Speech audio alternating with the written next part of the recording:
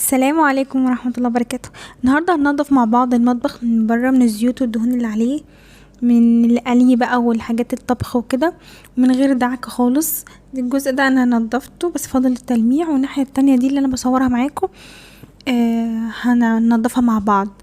هنستخدم الماكسل مذيب الدهون، منتج جميل خالص اهو ظهر معانا. ومش من غير دعك ولا اي حاجه. لو خايفه على الالوميتال او الخشمونيوم بتاعك ما تخافيش. انا هستخدم السلك الناعم بس مش هدعك جامد يعني. لو في حاجه هتشوفوها كده معايا هتحتاج دعك، بس مش الدعك اللي هو نكحت كده، لا، دعكه خفيفه يعني. الدهون بتدوب بسرعه خالص معاه، يعني حتى لو عملتيها بفوطه مبلوله اوكي برضو عادي هتنضف معاكي. بس انا قلت استخدم بالمره السلك الالومنيوم علشان مسامه ايه متداخله قوي كده.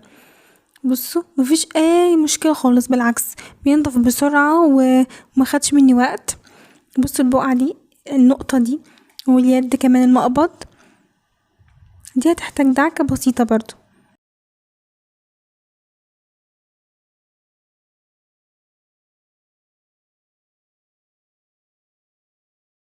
وهتنضف على طول. دي الناحيه اللي هي الساده او اللي تعتبر ساده. يعني عندي ناحيه تانية من المطبخ تعتبر يعني زي رسمه كده او 3D يعني، مش ناعمة، هي تعتبر خشنة شوية. هننضفها برضو مع بعض بالماكسل، بالإضافة اللي أنا هخلط معاه البريل عادي اللي هو بتاع المواعين عادي. تمام، وهعمله بالليفة العادية. هنا بعد ما بنضف بالسلك، بصوا نضفت الأجناب كلها كده والنواحي كلها، وبعدين بفوطة مبلولة بقى وبشيل كل بقايا الصابون اللي عليه والرغاوي وكده. بصوا شكله بعد ما نضفته خالص ونشفته بالفوطة المبلولة، ما شاء الله تبارك الله، ما خدش مني وقت خالص. هلمعه بقى بملمع الازاز وهيدي لمعة حلوة خالص. تقدري تستغني عنها يعني، تكتفي بالشكل ده عادي يعني، بس انا قلت ايه بالمرة بقى بما اني ايدي فيه وكده المعه. وبجد كانت النتيجة خطيرة وما خدش مني وقت على فكرة. يعني مجرد ما رشيت الماكسل اشتغلت على طول، على ما رشيت هنا ورشيت هنا وما كانش بينشف. يعني انت لو متخيلة ان هو ينشف ما تحتاجي تحطي تاني، لا لا لا، كنت بشتغل على طول تبارك الله يعني. وبعدين هنا لمعت والنتيجة تحفة برضو. حتى الناحية الثري دي، الناحية التانية اللي هي تعتبر خشنة، برضو لمعتها بالملمع. والمقابض، هي المقابض شوية اللي كانت محتاجة شغل، يعني هي ستانلس وكده، بس مش الشغل اللي هو متخيلة، مش بيطلع منه، لا لا لا، بتضغطي بصباعك كده وبتكحتي دعكة بسيطة خلاص نطفت. هي طبعا انا مش عارفة اوريكم اللمعة الواو علشان الايه الاضاءة يعني مش مظبوطة شوية معايا. الناحية التانية الثري دي اللي بقولكوا عليها، هي تحسوها رف شوية كده خشنة يعني، مش بتلمع يعني. هي وعليها هتقولي لي طب دي بعيد عن الزيوت وبعيد عن البوتاجاز وكده، ايه اللي دخلها هي عليها أتربة، عليها مثلا بقايا أكل، لو حاجة اتكبت على الكاونتر بتطرطش لفوق مثلا.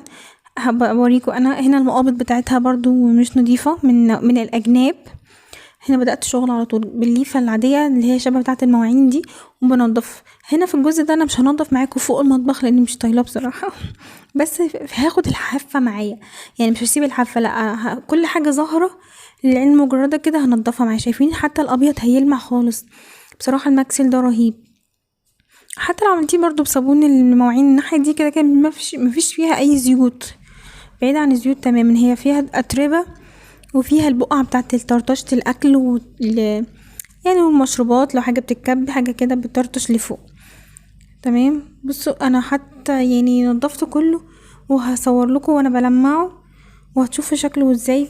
يعني بكل بساطة ما تخافيش، مش هيتجرح منك، الرسمة بتاعتك مش هتبوظ، بالعكس يعني. ايدك خفيفة. واصلا الماكسل او اي مذيب دهون، بس انا مش عارفة السيترس ينفع ولا لا بصراحة، عشان محدش يجيب سيترس ويقول انا جربته، لا انا مجربتوش على الحاجات دي، خفت على الالموتال. بس الماكسل ده من غير ريحة عكس السيترس خالص. انا مجربتش الباور بس بيقولوا ليه ريحة.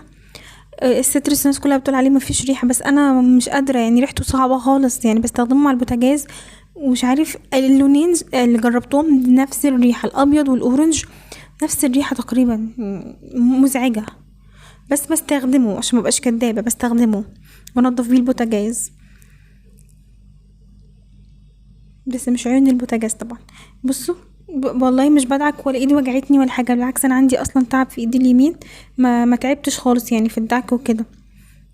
والشغل ما خدش مني ساعه على بعض، كنت خلصت المطبخ كله، لدرجه ان انا كنت بقول لنفسي ايه ده، طب انا ليه ما عملتش كده من الاول؟ ليه كنت خايفه على الرسمه دي مثلا تتكحت كده تبوظ، يعني يجي يحصل لها حاجه من الدعك وكده. والناحيه التانية برضو هنا الفوطه اهي ظهرت، بلم بيها الصابون وببلها واغسلها تاني والم تاني، بحيث ان ميكونش في حاجه مجيره. واصلا في الاخر انا هديله رشه كده بالملمع ولمعه بفوطه جافه. عارفه الفيديو طويل على الحاجه دي، بس يعني انا قلت انا عملتها، فقلت اوثقها معاكم هنا في الفيديو على القناه، عشان اللي حابب يعني ان هو يتحمس ويتشجع. انا عارفه انا ما بعملش حاجه واو يعني، ولا بعلم حد حاجه، لكن دي تحفيز والتحميس مش اكتر. تحفزي كده وتقومي على المطبخ بتاعك البادي بتاعه. بالنسبه للجزء اللي تحت انا بنضفه باستمرار، يعني ايدي فيه على طول، مش محتاجه كرسي وكده يعني. لا انت عارفه الكرسي، وجود كرسي في المطبخ والاطفال معاكي في البيت يعني كارثه لوحدها. فانت ايدك في المطبخ من تحت، يعني مش محتاج منك حاجه غير مثلا اخر اليوم كده تاخدي البقعه اللي وقعت عليه وخلاص، يبقى كده خلصنا المطبخ كله. الحته البيضه دي شايفين اتاخد ازاي من البقايا؟ ده كان بقعة رمان على فكره، انتوا عارفين طبعا الرمان. بس هتنضف تبقى جميله خالص. انا تقريبا كده خلصت. بصوا الطرطشه، صور ثابته عشان اوريكم الطرطشه في الابيض، بس بصوا التحول التام اللي هيحصل له. اتمنى اكون فدتكم وحمستكم. وطبعا عندي ظرف كده ازاز ناحيتين برضو، لمعتهم على طول كده ونضفت المقاوض بتاعتهم وخلاص تمام. السلام عليكم ورحمة الله وبركاته. هنا الارفف دي انا برضو عملتها اهي. الظرف هنا ازاز في مطبقية، والناحية التانية هناك ناحية زي نيش كده في المطبخ، بس لمعتهم وتمام. قومي بقى، شوفوا الجمال. السلام عليكم ورحمة الله وبركاته. قوموا بقى حمسوا نفسكم كده واشتغلوا. سلام.